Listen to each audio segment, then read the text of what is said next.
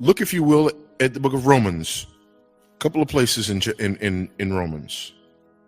First, look at Romans chapter 8. Look, beginning of verse 26. And we'll see these things working together. We'll see God's decree and his sovereignty and his providence all working here together. Verse 26. Likewise, the Spirit helps us in our weakness, for we do not know what to pray for as we ought. But the Spirit himself intercedes for us with groanings too deep for words.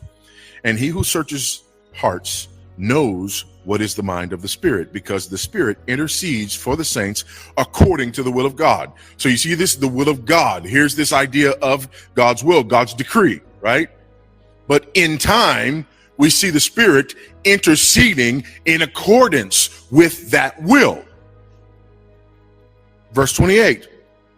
And we know that for those who love God, all things work together for good, for those who are called according to his purpose.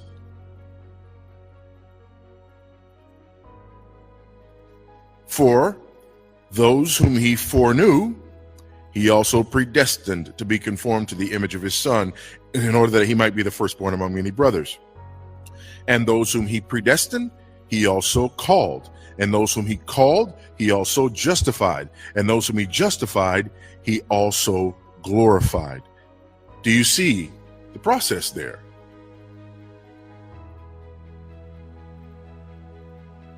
God providentially superintending the whole process. Go to chapter 10. 8.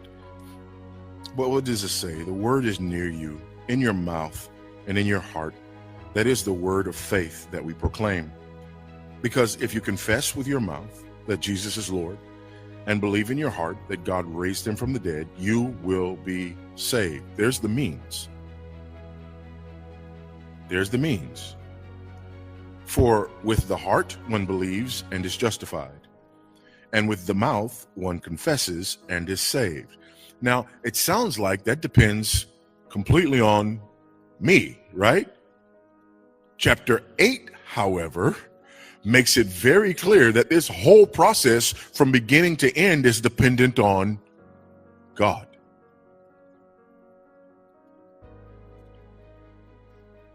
Verse 10.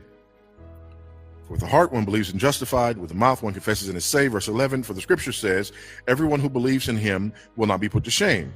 For there is no distinction between Jew and Greek. For the same Lord is Lord of all, bestowing his riches on all who call on him.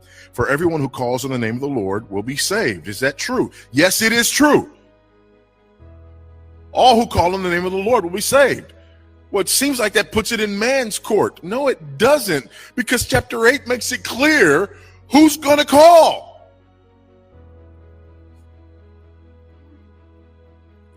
Verse 14, how then will they call on him in whom they have not believed?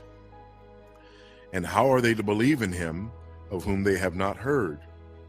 And how are they to hear without someone preaching? And how are they to preach unless they are sent? As it is written, how beautiful are the feet of those who preach the good news.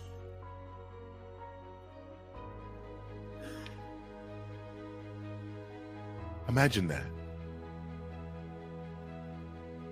In the same letter,